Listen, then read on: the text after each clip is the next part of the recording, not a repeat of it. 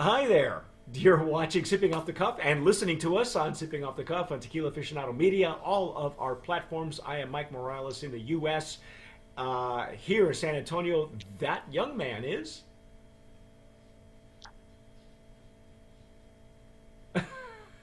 England. Say it again, just for The people who best haven't. place, the best place to be. Let's face it. Okay. just, Uh, just on the edge of Europe, so you can just nip over. Yeah. we have been, Felipe and I have been dissecting and having a good time with Ambar. Not to be confused with Ambar, but Ambar. Um, I think we nominated it for Brand of Promise nominee in the packaging category, the Blanco category. Uh, this is coming out of NOM 1477. Um, and this is Mexican bottling, by the way, or European bottling. It is at 38 ABV. This brand, I've not been able to find it in the United States. Yep, there it is. Drink responsibly. That's the European for you. Drink Drink responsibly. responsibly, yeah. Um, we have not.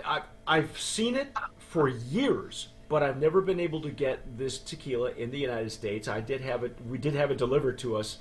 Um, a long, long story about how that worked, but anyway, it is. Uh, Felipe and I were looking at the website off camera. Does it say anything about the family itself that owns the brand? I know that it says Leticia Hermosillo, but I'm not sure. I'm not sure No, if that's just the distillery or the brand itself. I'm kind of confused as to the origins of the brand owner. no. All I could find was on the website they had a press release, an interview with, I've got it here, Antonio Ramirez and his daughter Isis Ramirez. Now Isis was the ambassador to the UK, and during the conversation, they're saying, "Well, we both had an idea of a tequila we would like to produce." So they gave me the impression that they were also the owners, and they spoke, excuse me, about how it's a family-run and they were keeping it old school and traditional, old ovens, sort of like Mm-hmm. everything that goes with the old style of plate, and of course, who they've got into the distilling and the Misteros to oversee it all. It's very well. It looks like it's a very well organised, put together, small business. Like we said before, small business. But as to the owners or anything, that's all I could find. That's all I could find. Well, we're gonna dive deep. I'm gonna try and get a hold of somebody there to give us the lowdown on this entire family. Now, on the website, we mentioned this when we tasted the Blanco, but on the website, it does show that one of their consultants is Leopoldo Solis, Ingeniero Leopoldo Solis, whom I know and have spent some time with, and he's the one who developed the Mozart method of tequila fermentation, and they also primarily use champagne yeast. But you found someone else also involved in the brand. Yeah, yeah, it was Ana Maria Romero. It's just like I think I said before, she kind of has the Midas touch for everything I've tried.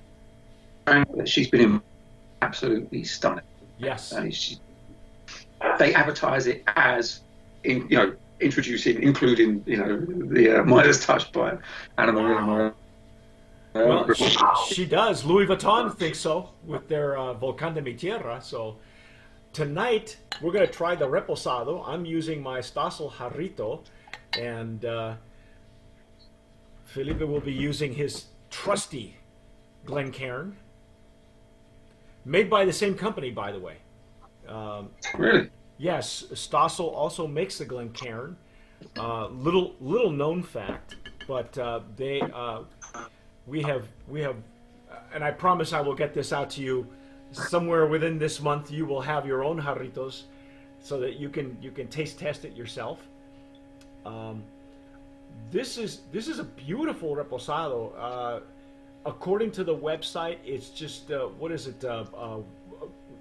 Used American oak barrels. Yeah, 6 to 7 months, I think it was. No more than Yep. 7. It's a on the really beautiful rest. color, though. It's a nice color. It's like a. Oh, well, you're in date, aren't you? Because it's coming up 9 p.m. here. I'm under the bulbs. Yeah, you've got the nighttime lighting. I got that afternoon lighting here in Texas. But it's got beautiful legs and tears. Very nice. And the smell, I can smell it from here. I haven't even inhaled it. Oh wow. Have you opened this bottle before? Have you just opened No, this one? I just opened them. I've had them for weeks. I'll have to explain when we taste the extra añejo. I'll explain It's a long story, but I don't want to do it now. Um, but as soon as I get my extra añejo, Felipe and I will be tasting that one. But I love the smell. It's got a nice whiskey smell to it. It's all wood notes. Yeah. I got spiciness. I've got some toasts.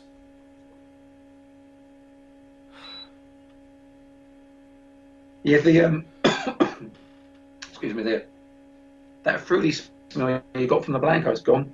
It's on the way Yeah. out. Well, the nose on the Blanco was very subtle. It was more on the intake you got a lot of the agave character from it. But this is a. Oh, I can't think of the word.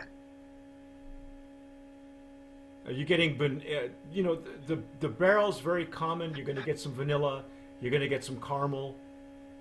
Uh, There's something that's just over the top of that.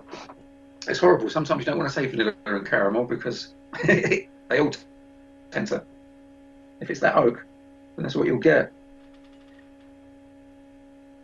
it's very nice It's on the like nose. Very pleasant. There it is. I'm finding it peppery. I'm finding it peppery, but it's not. Like your pepper would make you sneeze.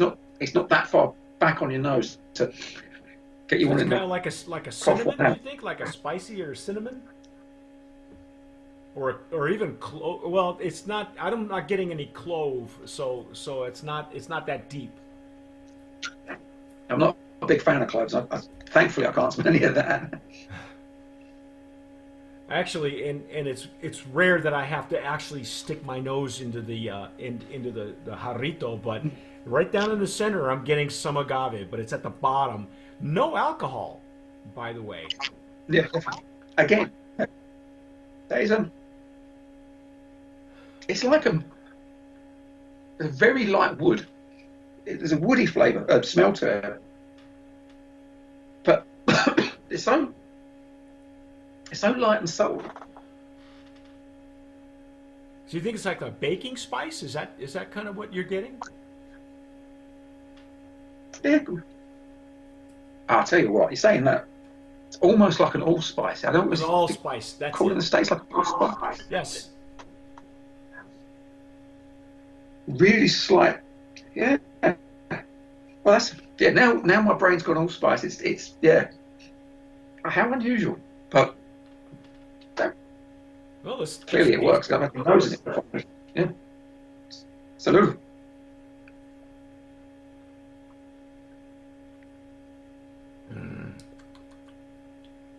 Wow. You're right. Allspice. Um, on the intake, I'm getting more of the agave characteristics that we got in the Blanco.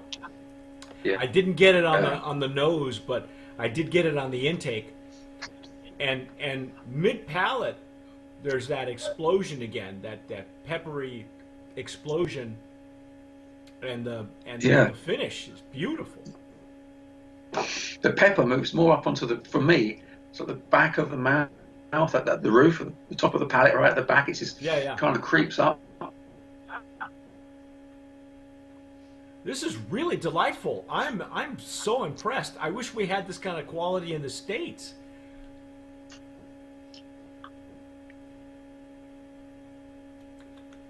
It kind of sweetens out on the after finish, doesn't it? Yes. The aftertaste, as it starts kind of calming down. Well, My understanding is the way this works is if they use whiskey barrels versus bourbon barrels, the whiskey goes in sweet, or excuse me, goes in dry, finishes sweet, whereas bourbon goes in Right. sweet, finishes dry. So and if you have enough bourbon, well, you're a big bourbon guy anyway, so you know there's that dry finish at the end is really something that you look forward to. Yeah, that's yeah. This is more. This is definitely more of the whiskey, I got the characteristics of the agave that we were getting in the blanco, but you just don't get it on the nose. I had poured this and just had it open, and I could smell the barrel notes. You know, even It's almost from this distance. you saying about whiskey. It's like a light whiskey, but without that malt. It's almost like they've replaced the malt with an agave Right. Okay. from it. It's very, very. This is a good sipper, and you know what Yeah. too. Um, as enough character as it has, this would be actually a really good reposado to have with a cigar. I think it would stand up Hey, with to a cigar. I might try that later on. Well, you'll still have time to do it. It's still a Yeah. little too early for me, but this is really delightful. This is a very pleasant Mm. nose. You got the old spice. The allspice. You're getting the wood notes. You know a light toast. Obviously caramel. You're getting all the whiskey characteristics on the nose, but on the intake, I really get more of the agave, especially as you said to the rear of the palate. Yeah, but also there's very little alcohol. Well, you know, again, Isn't it? this is Very good taste European of alcohol. bottling.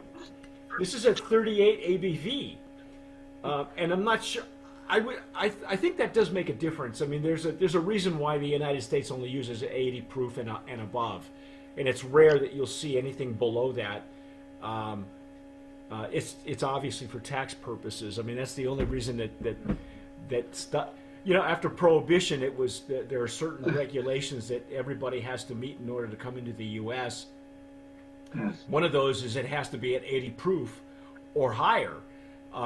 Unless you're a liqueur, then your labeling has to state that.